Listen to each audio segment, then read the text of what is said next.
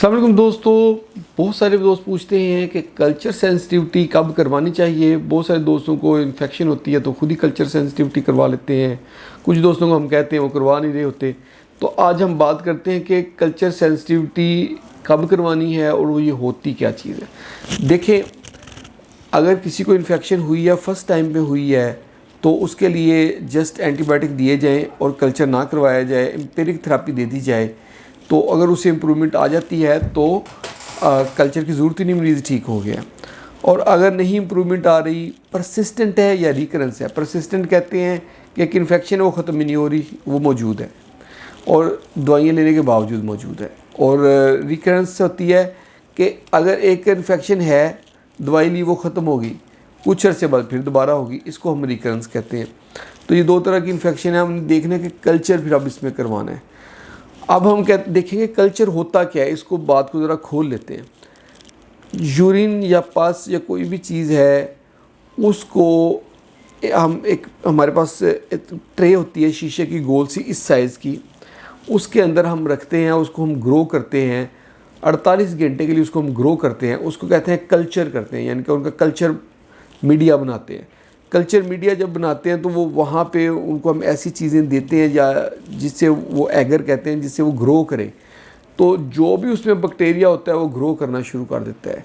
Mostly ये एक नस्ल ही होती है, बहुत कम ये 2 या 3 नस्लें होती हैं, लेकिन ज़्यादा चांस होता है कि एक नस्ल का बैक्टीरिया वो वहाँ ग्रो कर रहा होता है। तो उसको 48 घंटे तक जो है ना पीरियड में रखते हैं ताकि उसकी ग्रोथ अच्छी तरह हो जाए। 48 घंटे के बाद उसको हम माइक्रोस्कोप में देखते हैं कि ये कौन सा बैक्टीरिया था, कौन सा जरासीम था। तो उससे हमें पता चल जाता है। हो सकता है कि वो क्लिबशिला था, हो सकता है वो इकोलाई था, हो सकता है वो स्टेफ ऑरिस था, हो सकता है वो स्टेफ निमोकोकल था, कुछ भी हो सकता है। तो ये टेस्ट हमें, कल्चर टेस्ट, सिर्फ कल्चर हमें बताएगा कौन सा ये बैक्टीरिया है और ईज़िली पता चल जाता है। आगे सेंसिटिविटी, दूसरा लफ्ज़ आता है कल्चर एंड सेंसिटिविटी। सेंसिटिविटी में हम ये चेक करते हैं कि हम कुछ, हमारे पास एंटीबायोटिक्स के सैंपल्स पड़े होते हैं, कुछ 15-20, हम इनको अलग-अलग डालते हैं जो कल्चर ग्रोथ की होती है। तो हर एक अलग एंटीबायोटिक उसमें अपने अपने में डाल देते हैं। हमें पता चलता है जी 15 हमारे पास डिशेज़ हैं, 15 में हर एक में एक एंटीबायोटिक डाल दिया।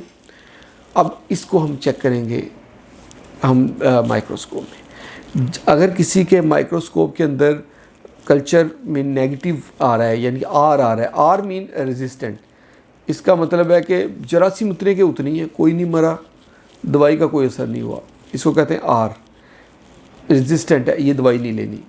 एक आ रहा तो आई, उसमें आधे के जरासीम मर जाते हैं, आधे के ज़िंदा होते हैं, उसको इंटरमीडिएट कहते हैं। ये दवाई बहुत, यानी कि प्रिकॉशन के साथ लेनी है। अगर दूसरी दवाई मिल नहीं रही, बहुत कास्टली है, साइड इफ़ेक्ट्स बहुत ज़्यादा हैं, पेशेंट को सूट नहीं कर रही, तो ये आई वाली दें।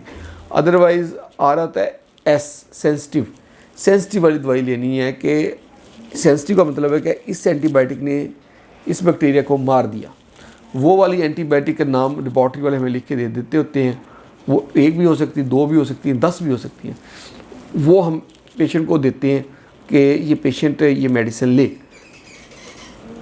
और उससे उसकी इन्फेक्शन जो है ना वो सेटल हो जाती है। इसको हम कहते हैं culture sensitivity report. Culture sensitivity report के मुताबिक फिर हम एंटीबायोटिक्स दे दें तो पेशेंट इम्प्रूव हो जाता है।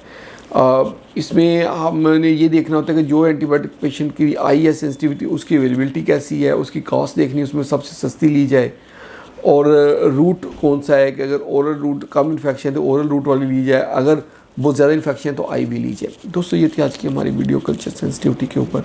होप आप लोगों को वीडियो अच्छी लगी होगी। वीडियो अच्छी लगी तो इसको लाइक कर दें, इसको शेयर करें अपने दोस्तों के साथ, और हमारे चैनल को जल्दी से सब्सक्राइब करें ताकि आपको हेल्थ से रिलेटेड अच्छी अच्छी वीडियोज़ मिलती रहें। बहुत बहुत शुक्रिया।